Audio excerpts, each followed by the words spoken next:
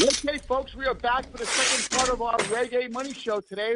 We got a really great question from our listener, Mark, in North Dakota. You know, I got to tell you, Miguel, I like how Mark asked the question. They just don't, our listeners don't just ask the question. They give us a little bit of background on them. I really like how they fill out the forms. They tell us how great we are. Do we have the best listeners or what? No, we have the best listeners because you know what? I think that our listeners are hungry for the information.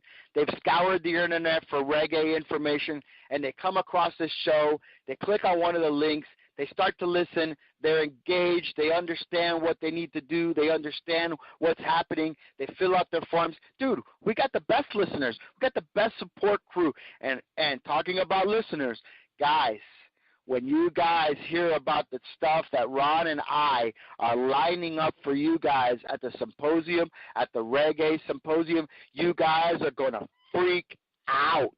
Freak out. I'm telling you right now that Reg.A Symposium is going to be off the hook because Ron and I are setting some stuff up for you guys. And listen, I know that you guys are going to appreciate this, and I know that you guys will say, yeah, you know, I would really like to meet Ron and Miguel, and we're going to be there. You know, we're going to be doing all the stuff. You know, we're probably going to have a nice panel of information. You know, we're probably going to do some panels. You know, Ron and I may actually sit in on a couple of pitches. We actually may be doing some critiquing of pitches while we're there. So it's going to be a lot of fun, but I wanted to let you guys know that the reason that we're doing that is because Ron and I truly believe in breaking bread, and that handshake, that initial handshake that you do with somebody that you meet and going on, because a lot of the stuff that we do is virtual, right? We have a lot of virtual relationships. We talk to people on the phone, we send them emails, conference calls, all that stuff. But Ron and I want to take it one step further. We want to bring it to the heart of where everything happens. We want to take it to the city of Las Vegas. We're gonna open up the shop. We're going to let everybody in that wants to be a part of this thing. We're going to hear from investors. We're going to hear from contenders. We're going to hear from qualifiers. We're going to hear from industry professionals. We're going to hear from vendors. It's going to be a great time, Ron. It's going to be a great time. I'm looking forward to it. I really am. That's great. So anyway, I think let's get to this question about term sheets, Miguel. It's a very important topic. A lot of people don't understand the differences between them and what's available to them. So why don't we enlighten the audience a little bit and answer Mark's question? All right, so this one's for you, Mark. So essentially, Ron, what he was asking was, are there any favorable terms? And when you talk about favorable terms in a term sheet, that's all that a term sheet is. I want you guys to understand this. I'm going to try to break it down my style. You know, I'm going to flip things on you so that way you guys kind of get a real high level of understanding, and then I'm going to leave it on to you guys to do your due diligence and then come back with the questions again, okay, just like Mark did. Mark got a little nugget on the last podcast. He elaborated a little bit because he's starting to get it. He's starting to understand it. A term sheet is exactly what terms you would like to bring in the money to your company. How you would want the capital that you're trying to raise, how do you want it to come in? And what do you want to pay for that capital? Okay? There are term sheets that have to do, we're going to talk about two different types of term sheets, and then we're going to talk about the hybrid of that term sheet, okay? The first term sheet is an equity term sheet. It's straight up equity, and what I mean about equity, it's going to be stock-based. So you're going to say to somebody, here are my terms. I am selling 1,000 shares at a dollar a piece. I'm trying to raise $1,000 for my specific project. So you're going to lay out in the term sheet how many outstanding shares there are, what's the project, what's it look like, what is the use of proceeds going to look like, what are all the things that go along with the term sheet, what are some of the risk factors, how is my capital going to be at risk, what is my exit strategy, how am I going to exit if I want to exit from this. A lot of these terms are going to be discussed in here, so that way you're making it as enticing as possible to the investor to write you a check. That's the first, and that's the goal of the term sheet, is to get the investor to write the check. But also you want to make sure that the investor is in there for the long haul, that the investor understands the business, that the investor understands the terms, that the investor understands any risk factors that may be some consideration for them, okay? So you want to make sure all this is added, straight up equity only. So you have 100,000 shares selling at $3 a share, $300,000. And that's why people say, well, how successful was your first run? We were 50% funded, or we were 100% funded. Oh, that was a great round. Yes, it was. And normally these term sheets, there'll be term sheets. You'll have your first one, your second one, your third one, and all those term sheets will have different types of terms. Now, you can also have inside of that is warrant coverage. So like let's say it's another vehicle. So like let's say I buy one share at $1, okay, and you have warrant coverage. So for every share that I buy, okay, of common, you'll give me a warrant, and a warrant is it's an exercisable.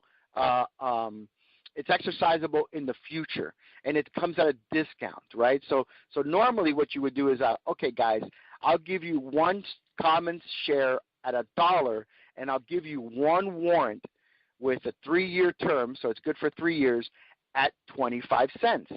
So that means, Ron, that if I buy a one share of common, I get one warrant that's exercisable for 3 years at 25 cents.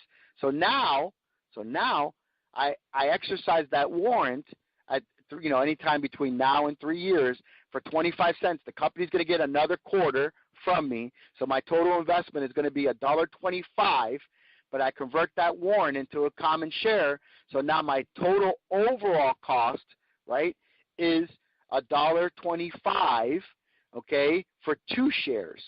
You see what I'm saying? Now I have 2 common shares, right, because I exercised my warrant, and my cost basis for that is 75 cents, right? Got it. Yep. You with me? Okay. So that's called warrant coverage. Now, I've also seen no equity and only debt. Now, this is kind of interesting, Ron, because only with a very high level of sophistication can people understand that. So now, you need $100,000 to finance your Reg.A or your project or your seed money, or you need $200,000, whatever that is. So now what you're going to do is you're going to sell $100,000 in debt. So your term sheet is going to say, I am selling $100,000 of debt of the company that you can buy, okay, at a 5% interest rate, okay, so with a dividend, okay, and maybe all the interest gets converted into stock. So like let's say I do the whole $100,000 and it's 7%. So now as the investor of this company, I don't have an ownership, but I do have a debt with the company. So the company now has $100,000 that it owes me at 7%. So at 7%, I'm getting 7% every month, or 7% depending on what the terms are. And now the company can say, okay, well, look, we don't want to pay you the interest in cash. We want to pay the interest in equity, and we want to pay you the principal in cash. So I could say, okay, great. I get all my cash back, plus that 7%. I converted it into an interest in the company's future, right? So that's one way of doing it. And normally when you do a debt deal, the interest rate's a little bit, it's a little more, 7, 8, 9. I've seen it all the way up to 18%, Ron, 18%, because, these companies need the money, and the investors, are going to want a return on their investment, man. That's 18 cents on the dollar. And then some of them don't want equity. They just want the cash back. Now, that's the 2 types, straight up equity, and then there's the one that's just straight up debt. And then there's the one that I kind of favor, which I think, Mark, only in my opinion, in my humble opinion, okay, that I think that a lot of people should look at, especially somebody like you, Mark. I would say you would do a hybrid. A hybrid is some cash, some debt, and definitely do warrants. Because with having warrants, what it gives you is it gives you another way to have a little more cash influx down the road. Like, when somebody buys a warrant from you, it brings in more cash to the company. So you want to set yourself up. So, let's just continue to use the $100,000 term. So $100,000, $50,000 of equity, $50,000 in debt, real nice interest rate for the investor. Warrant coverage on both sides. So no matter if they buy debt, no matter if they buy equity, they get a warrant no matter what. So do a warrant like 3-for-1, and you do a warrant like at 75 cents, and then you do maybe one warrant at 75 cents, and one warrant at 25 cents, and one warrant at at 10 cents. So you could break it all up. So these guys saying that you really put some thought into it, that you're really looking out for them. Because guys, you got to think about these, man. These initial shareholders, have the most at risk. So you want to make sure that when the company makes it, that you can go to these initial guys and say, guys, thank you for believing in us. Here's your return on your investment. These are the first guys to come in. These should be the first guys to be able to get out. Some of them will want to hold on and go the whole ride with you. Those are the ones that are really special. Those are the ones that you can keep coming back to and say, hey, I need another 5, I need another 10, I need another 100, and those guys will continue to support you because they understand that you understand the vehicle of their type of investment that they're looking for, and that way you could secure the investment that you need specifically in that seed round. That seed round is most important. But you're not giving away the farm. You're not signing over 51% of the company because the guy writes you a $100,000 check, because that's not investment. That's you having an employer now. Okay? Right. So you guys got to figure that thing out. All right? Yep. Yeah, two questions, Miguel. All right, we're talking about this in the context of generating the seed money to go Reg.A. All right, so let's say we have a term sheet now, and we're looking to raise money to go Reg.A. We finally got our raise, and we're ready to go. What happens to that term sheet once Reg.A. is set up and stocks are the shares are trading, let's say on a major exchange? Well, here's the good news, Ron. The good news is that all those people that participated in the term sheets are going to be able to be part of the Reg.A. first before anything gets listed on an exchange. So, like let's take that simple $100,000 equity investment that I made. I bought the whole thing. I bought the whole $100,000. ABC company gave me 100,000 shares for my $100,000. They financed the Reg.A. They say, hey, Miguel, would you like to participate in our Reg.A.? Because the founding shareholders are allowed to participate up to 30%. And Miguel, we're going out at $3 a share on our Reg.A., and we're going to try to raise 1 million shares for $3 million. So 30% of $3 million is $900,000. I could put my whole $100,000 investment up and sell my shares, my $100,000 shares at $3 a share to make 3 times return on my money, which brings me back $300,000. Now, I don't have to put the whole $100,000 up, Ron. I can say, hey guys, you know what? Let me put 50,000 shares. Get me $3 per share on my 100,000. That way, I get $150,000 back. I've gotten 150% return on my investment. I put that back in the bank. I'm still holding on to 50,000 shares. Now they go out in the Reg.A. The company now raises $3 million. The company is blowing up. They list their stock. It goes from 3 to 5.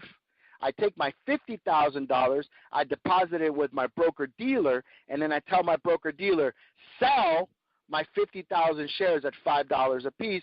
That's another $250,000. Yeah, wow. What a strategy. Well, Ron, everything is, proposed, right? Everything is done with speculation, right? We're giving you guys the high level, 30,000 view level. As you guys realize, and we've talked to a lot of professionals, the Reg.A., as soon as they go out in the market, it takes a little dip, and then it goes back up. It takes a little dip.